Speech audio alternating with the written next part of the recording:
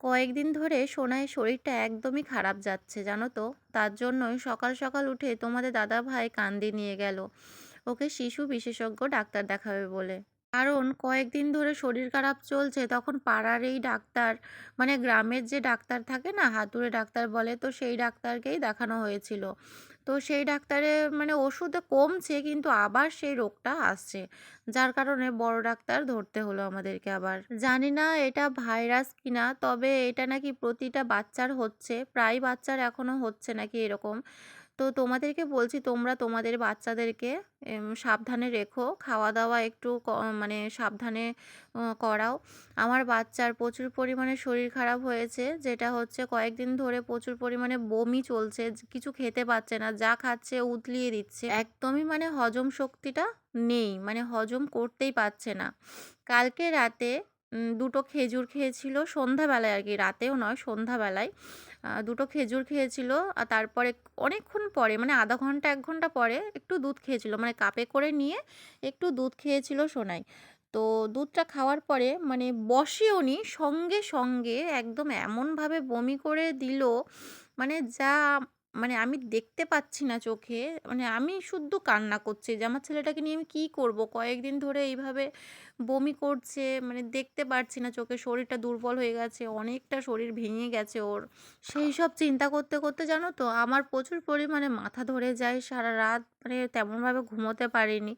সকালবেলার দিকে আমার চোখটা লেগে গেছিলো, মাথা যন্ত্রণায় মানে সারা রাত ঘুমোতে পারছিলাম না এমন। এইসব চিন্তা করতে করতে জানো তো সারা রাত ঘুম হয়নি, মাথা ভর্তি মানে চিন্তা, ও ছেলেকে নিয়ে এতটা পরিমাণে চিন্তা হচ্ছে কয়েকদিন ধরে, মানে নিজেরই ঠিক মতন খাওয়া ঘুম হচ্ছে না। তোমাদের দাদাভাই একবার বলেছিল যে হসপিটালে ভর্তি করে দিই, কিন্তু আমি বারণ করলাম যে হসপিটালে এখন ভর্তি করার একদমই দরকার নেই। কারণ দেখো এক্ষুনি যদি ভর্তি করি সেই তো স্লাইন দেবে, মানে হাতে চ্যানেল করবে, কতটা যন্ত্রণা পাবে তাই না ছেলেটা। ওর কথা ভেবেই আমি মানে পার্সোনালভাবে ডাক্তার দেখানোর কথা বললাম। তো দেখো সকালবেলা চলে গেছে তোমাদের দাদা ভাই, প্রায় ৭টার আগে বেরিয়ে গেছে সোনাইকে নিয়ে ডাক্তার দেখাতে, আর আমিও, ওরা যখন চলে যায় তখন আমিও উঠেই যখন কাজ বাজে লেগে পড়েছি, সংসারের কাজ বাজ করতে, কিন্তু মানে কাজ করছি এদিকে, কিন্তু সেই মাথার মধ্যে ছেলের চিন্তাটা ঘুরছে আমার মাথার মধ্যে, যে কী হচ্ছে না হচ্ছে, কখন যে ডাক্তার দেখাবে, কি হলো, মানে কোনো কিছু হলো কি না, সেই সব চিন্তা করতে করতেই কাজগুলো করছি। কাজে মন বসছে না, কিন্তু তাও তো করতে হচ্ছে কাজগুলো। কালকেকার ধোয়া জামা কাপড়গুলো হাফ শুকনো হয়েছিল, সেগুলো আমি রোদে দিয়ে দিয়েছিলাম। তো কিছুটা জামা, বাসি জামা কাপড় ছিল, সেগুলো নিয়ে সার্ফের মধ্যে চুবিয়ে দিলাম। আর ওদিকে দেখো ওই সতরঞ্জিটা যেটা দেয়ালে আছে সেটাই কালকে সোনাই খুব পরিমাণে বমি করেছিল, যার কারণে আজকে সকালবেলা ধুয়ে দিয়েছি। তো সকালবেলা হলে তোমাদের দাদাভাই রোজ দিন ঝাড় দেয়, জল ছড়া দেয়, আজকে ও নেই, তাই আজকে আমি ঝাড় দিচ্ছি। জল ছড়াটা আগে দিয়ে দিয়েছি, তো এখন হচ্ছে ঝাড় দিচ্ছি। প্রায় বাড়ির বাসি কাজবাজ সবগুলো কমপ্লিট করে ফেলেছি আমি। তো সেই জন্য ঝাঁটাটা ধরলাম, একদম ঝাড়টাট উঠোন রাস্তা একদম ঝাড়টাট দিয়ে এসে তারপরে স্নান করে ঘরে ঢুকবো। তো এইদিকে দেখো ঝাড়টাট দিয়ে দিচ্ছি। উঠোনের মধ্যে প্রচুর ধুলো, বুঝতেই পারছো। আর আমাদের উঠোনটা একদম মানে সোজা নয়, মানে সমান উঠোন নয়, বাঁকা টেরা এরকমভাবে উঠোনটা। তো যার কারণে তেমন একটা যত্ন করা হয় না উঠোনটায়। ওই সকালবেলায় একটু বাসি কাজ সারার জন্য ওই ঝাড়টা দেওয়া হয় আর কি। তো এইদিকে দেখো এক গাদা ধুলো জমেছে। তো মাটির উঠোন বুঝতেই পারছো, ধুলো তো হবেই। তা যত ঝাড় দেবো ততই ধুলো ওঠে আর কি। তো এক বালতির মতন ধুলো উঠে গেছিলো। তো বালতিটাই ধুলো নিয়ে আমি সাইডে রেখে দেবো। এগুলো হচ্ছে সিঁড়ি দিয়ে ওপাশে ছাদে, মানে বাথরুমের ছাদে গিয়ে ফেলে দিয়ে আসবো। এগুলো আর রাস্তায় ফেলবো না। তো যা ধুলো আছে ওই ছোটো গুঁড়ি গুঁড়ি ওগুলো হচ্ছে একদম নিয়ে চলে যাব রাস্তার সেই ওই ড্রেনের দিকে ফেলে দেবো।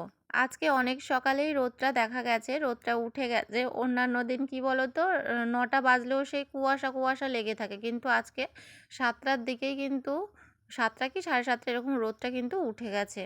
উঠোনটা আমার ঝাড় দেওয়া হয়ে গেছে ওদিকে, এবার হচ্ছে আমি রাস্তায় ঝাড় দিতে এসেছি। তো রাস্তার মধ্যে এত ধুলো হয় কি বলবো। আর পাশের বাড়ির মানে সব কাকিমাদের ছাগল টাগল আছে, তো সেই জন্য এই ছাগলগুলোর মানে পটি করে রাস্তার মধ্যে, এতটা বিচ্ছিরি লাগে মানে কি বলবো, এটা ঝাড় না দিলে একদম বাজে লাগে। সকালের বাসি বড় কাজ হচ্ছে এই উঠোন ঝাড় দেওয়া আর হচ্ছে রাস্তাটা ঝাড় দেওয়া, কারণ আমাদের রাস্তাটা অনেকটাই বড় লম্বা, দেখতেই পাচ্ছ। কালকে রাতে জানো তো বন্ধুরা, আলুর দম করব বলে এই রকম ভাবে আলু কেটে রেখেছিলাম। তো কি করব, কালকে সোনাইয়ের শরীরটা এতটা খারাপ করছিল, যার কারণে আমি রুটি তরকারি কিচ্ছু করিনি, জানো তো, কিচ্ছু করিনি। তোমাদের দাদাভাই মুড়ি খেয়ে শুয়ে পড়েছিল আর আমি তো কিছুই খাইনি। তো যার কারণে সেই আলুর দমের কাটা যে আলুগুলো, সেই রকমই মাছের ঝোলে দিয়ে দেবো। তাছাড়া কি করব বলো, আলুগুলো কি নষ্ট করব? সোনাইকে ডাক্তার দেখিয়ে বাড়িতে দিয়ে গেছে আর তোমাদের দাদা ভাই চলে গেছে কাজে। আর সোনাইকে একটুখানি স্যালাইন জল টল খাইয়ে ঘুম পাড়িয়ে দিয়েছি, জানো তো। ও খেতে চাইছে না। খিচুড়ি করলাম, খিচুড়িটা প্রেশার কুকারে রয়েই গেছে, ও খেতে চাইছিল না। ডাক্তার দেখিয়ে এসেই মাত্র সোনাই বলছে, মা আমি আজকে স্কুলে যাব না, আমার ভালো লাগছে না। যার কারণে আমিও বললাম ঠিক আছে, শরীরটা তো এমনিতেই ভালো নেই, তো স্কুলে যেতে হবে না। যার কারণে ওই দেখো স্কুল ড্রেস মজা এগুলো সব কিছু আমি ধুয়ে দিয়েছি সঙ্গে সঙ্গে। সোনাইয়ের স্কুলে জানো তো এখন দৌড় হচ্ছে, খেলা হচ্ছে, অনেক কিছুই হচ্ছে। তো শনিবার দিন ফাইনাল হবে। তো যদি যাই তোমাদের সাথে অবশ্যই শেয়ার করব সেটা। ছেলেটার আজকে আর স্কুলে যাওয়া হলো না, ঘুমাচ্ছে, জানো তো। শরীরটা খারাপ লাগছে বোধহয়, সেই জন্য ঘুমিয়ে পড়লো, নয়তো ও দুপুরে খুবই কম ঘুমায়, ওকে বকে বকে ঘুম পাড়াতে হয় কাল আমাকে। গেছে অমাবস্যা আর আমাদের পাড়ায় পাড়ায় জানো তো কালী ঠাকুর উঠেছে কালকে, জানো তো। 5 রকম ফল ধূপকাঠি দিয়ে এসেছিলাম মন্দিরে গিয়ে। তো আজকে হচ্ছে ঠাকুর বিসর্জন হবে। তো সেই জন্য দেখো আমরা বসে আছি আর ওখানে বক্স বাজছিল, ঢাক বাজছিল, যার কারণে ভয়েস ওভার করছি। তো সোনাই দেখো ওর বাবার গাড়িতে বসে আছে। অবশ্য ওর বাবার গাড়ি নয়, এটা মালিকের গাড়ি, তো ওটাই নিয়ে আসে আর কি। তো এদিকে দেখো ঠাকুর দেখার জন্য একদম আমাদের বাথরুমের ছাদে উঠে যাচ্ছিল, তো আমি আবার টেনে টেনে নিয়ে আসলাম। তো খাওয়া দাওয়ার পরে আমি এখনো এঁঠো বাসনগুলো মাজিনি। তো এই দেখো এঁঠো বাসনগুলো পড়ে আছে, তো এগুলো এখন সব কিছু মেজে টেজে তারপরে তোমাদের সাথে দেখা করব। একদম চলে এলাম সন্ধ্যাবেলায়, সোনাইকে ওষুধ খাওয়াতে বসেছি। আর এই দেখো দুপুরে একবার খাইয়েছি, যখন ও ডাক্তার দেখিয়ে এলো তখন একবার খাইয়েছি, আর এই যে এখন সন্ধ্যাবেলায় খাইয়ে দিচ্ছি। কারণ এখন একটু চিনি মুড়ির জল ভিজিয়ে খাইয়েছিলাম, তো খাওয়ার পরে রাতের ওষুধটা একদম দিয়ে দিচ্ছি, কারণ যদি ঘুমিয়ে পড়ে তার জন্য। আর ওকে জানো তো গরুর দুধ ছাড়িয়ে দিয়েছি, কারণ গরুর দুধটা ডাক্তার দিতে বারণ করছে, কারণ ওই দুধটাই ও হজম করতে পারছে না। আসলে সোনাইয়ের ছোট থেকেই জানো তো হজম শক্তিটা একদমই কম, মাঝে মাঝে ওকে হজমের ওষুধ দিতে হয়, নয়তো ও খাওয়ার খুব গন্ডগোল হয়ে যায়। এত বুঝে শুনে খাবার দিই জানো তো, তাও কিন্তু ছেলের শরীর সাথছে না। এখন আমি কি খাওয়াবো ছেলেকে সেটাই নিয়ে বড় চিন্তায় পড়েছি যে কি খাওয়াবো। গরুর দুধটা 250 করে নিতাম, সেই দুধের সাথে কর্নফ্লেক্স নয়তো ওটস এগুলো বানিয়ে দিতাম, কিন্তু সেগুলো আর খাওয়ানো যাবে না।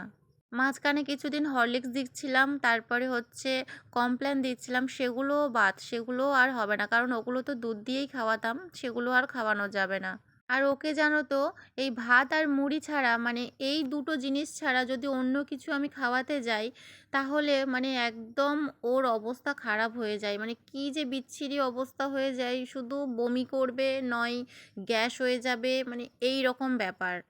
আচ্ছা বন্ধুরা, তোমাদেরও তো সন্তান আছে, তাহলে তোমরা আমাকে একটু সাজেস্ট করো যে আমি কি খাওয়াবো আমার বাচ্চাকে। আমার বাচ্চার বয়স এখন 3.5 বছর। তো তোমরা একটু বলে দাও যে কি খাওয়ালে ভালো হয় বাচ্চাদের। অনেক সময় আমরা ভ্যাবাচ্যাকা খেয়ে যাই যে বাচ্চাকে কি খাওয়াবো না খাওয়াবো। তো তোমরা একটু বলো, আমি হয়তো সেগুলো জানিই না যেগুলো তোমরা জানো। তো বন্ধুরা, আজকের ভিডিওটা এই পর্যন্তই।